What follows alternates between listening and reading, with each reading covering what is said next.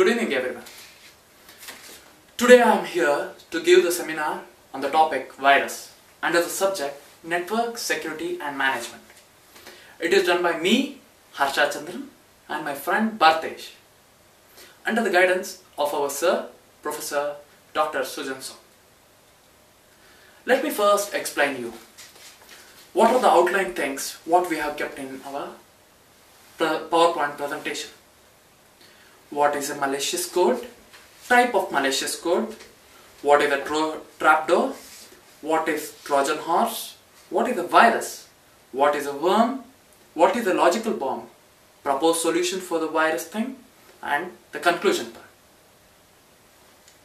First, what is a malicious code? Code added, changed or removed from a software system in order to intentionally cause harm or subvert the intended function of the system. That is, a malicious code does no good. It has a bad thing, bad concept inside it, which acts as good sometimes, but it is doing wrong things. Traditional malicious code actually includes virus, worms, Trojan horse and attack scripts. Whereas the modern things are there, which are Java attack applets, dangerous ActiveX controls. The next slide is what is a malicious code and its tree structure. Malicious code can be divided into two things. One which needs the host programs. The next one are the one which acts independently. Let me first tell you which are the things which needs the host programs. The things which needs the host programs are trapdoors, logical bombs, Trojan horse and viruses, which are independent of these host programs, which are independent on themselves, are the worms and the bacteria. Virus, worms, bacteria, these can replicate. The next slide actually shows the diagram which we have made to show differently the trapdoors, Trojan horse, bacteria, logical bombs, worms and the virus. Next slide please. Next, what is a trapdoor? Secret undocumented entry into the point into a module. Actually, when you write a code, a developer writes many types of trapdoors. These are left by the developer without closing. After finishing of the software, there may be different types of things which are involved. That is, he forgets to remove them, intentionally leaves them to just test or maintain in future,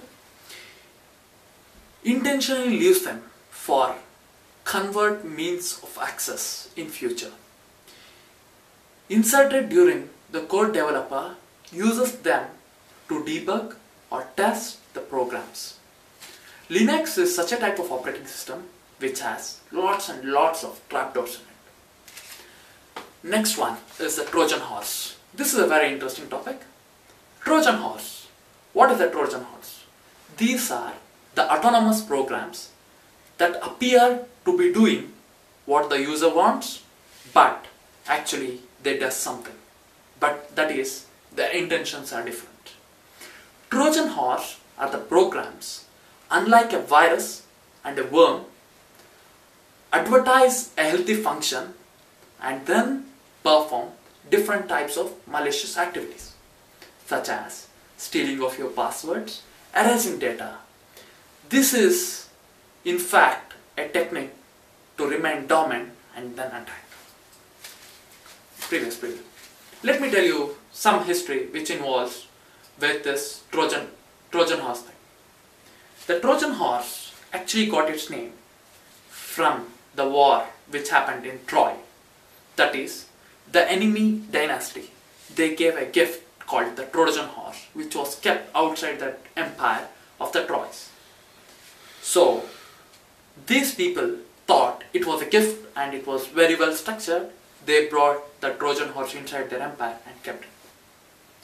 Then what happened is that when the enemy dynasty started a war on this Troy people, then there were Trojan soldiers who hid themselves inside this horse, came out and attacked this empire.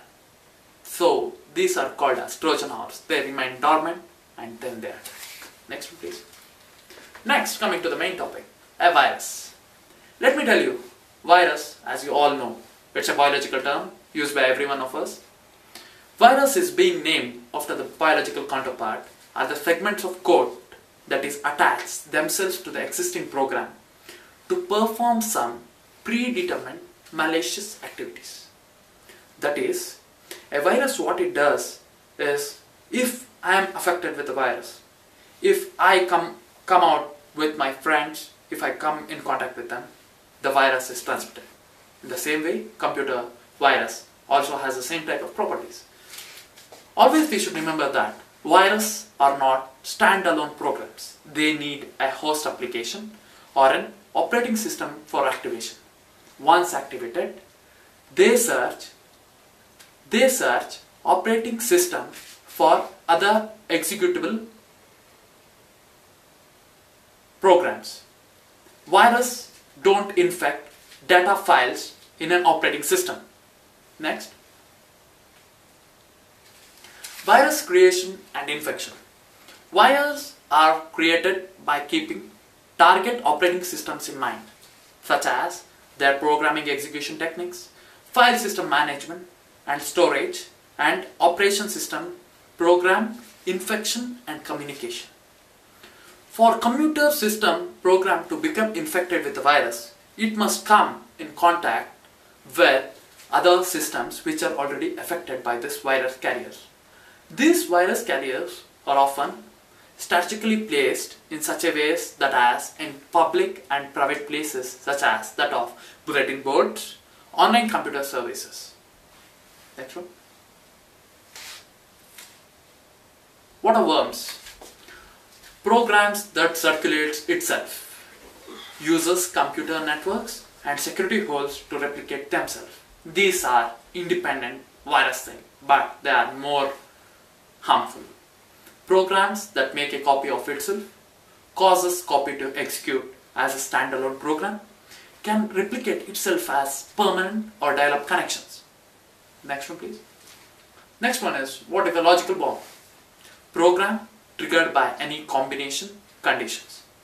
More sophisticated attacks, since they can be delayed between the preparation and also explosion takes place whenever we need it. That is, time bomb set to go off at a specific date or time. That is how this is. The next one is the proposed solution that will be done by my friend Bhatesh. Hello friends and hello to everybody. My friend Harsha just proposed the basic definitions of virus and malicious codes. Now I am going to give you some proposed solutions that we found very useful while studying different types of research papers on viruses. The first one is ACT methodology, known as Attachment Chain Tracing Scheme for Email Virus Detection and Control. And second one is malicious code detection architecture inspired by human immune system. Next slide. The ACT, the long form of ACT is Attachment Chain Tracing Scheme for Email Virus Detection and Control.